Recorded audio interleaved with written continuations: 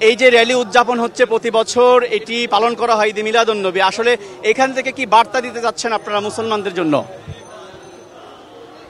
প্রিয় নবীজির এই আগমনের এই দিন, এই মাস বৈষম্যহীন সমাজ এবং রাষ্ট্র ব্যবস্থার প্রতিষ্ঠার মাধ্যমে ওনার আগমন হয়েছিল।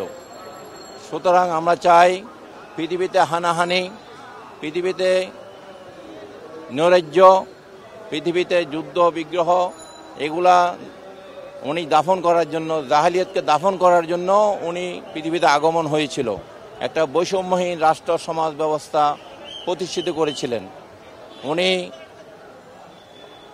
অনারবের প্রতি আরবের, আরবের প্রতি অনারবের, সাদার প্রতি কালো, কালোর প্রতি সাদা যে বৈষম্য, এগুলা উনি দূর করেছিলেন, নারীর অধিকার বাস্তবায়ন করেছিলেন এবং পৃথিবীতে একটা শান্তির উপযোগী বাসস্থান হিসাবে উনি প্রতিষ্ঠিত করেছিলেন। আমরা চাই ওনার এই আদর্শকে ধারণ করে আমরা যেন পৃথিবীতে, আজকে দেখেন সারা পৃথিবীতে মুসলমানদের উপরে আক্রমণ চলছে, ফিলিস্তিনের মুসলমানদেরকে হত্যা করা হচ্ছে, সারা পৃথিবীর মানুষ নীরব এই বিষয়ে। আমরা চাই এই ঈদ মিলাদুন্নবীর এই দিনে আমরা সারা পৃথিবীর মানুষকে যেন জাগিয়ে তুলি আমার নবীর আদর্শের মাধ্যমে, এবং সেটাই সম্ভব। ওনার আদর্শকে ধারণ করেই পৃথিবীতে শান্তি সম্প্রীতি রক্ষা করা সম্ভব, উগ্রতা দাফন করা সম্ভব। সমাবেশে বলছিলেন যে বর্তমানে সম্প্রতি দেখা যাচ্ছে কিছু মাজারে হামলা হয়েছে, ভাঙচুর হয়েছে, এটি নিয়ে আসলে আপনাদের প্রতিক্রিয়া কি? দেখেন, উগ্রবাদীরা সবসময় ছিল, সব ধর্মের মধ্যেই উগ্রবাদীরা থাকে। সুতরাং ইসলাম উগ্রবাদকে সমর্থন করে না। এখন যারা ইসলামের নামে এই কাজগুলো করছে অত্যন্ত নিন্দনীয়।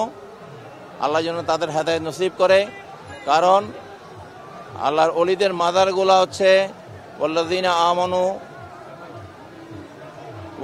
আমানু ওয়া আমিলুস সালিহাতি ফি রাউযাতিল জান্নাহ। এইটা, এই আউলিয়া কেরামদের মাজারগুলো হচ্ছে জান্নাতের বাগান, এটা আল্লাহ পাক কোরআনুল হাকিমে ইরশাদ করেছেন। সুতরাং এগুলাকে পবিত্রতা রাখা প্রত্যেক মুসলমানের দায়িত্ব, কর্তব্য। আমরা চাই এই যে মাজারে হামলা যেন বন্ধ হয় এবং রাষ্ট্রের যারা দায়িত্বে আছেন, আইনশৃঙ্খলা বাহিনী সহ, এই বিষয়ে যেন তারা সজাগ থাকে। আমি আশা করব এই ক্রান্তিকাল বাংলাদেশ অতিক্রম করবে ইনশাআল্লাহ।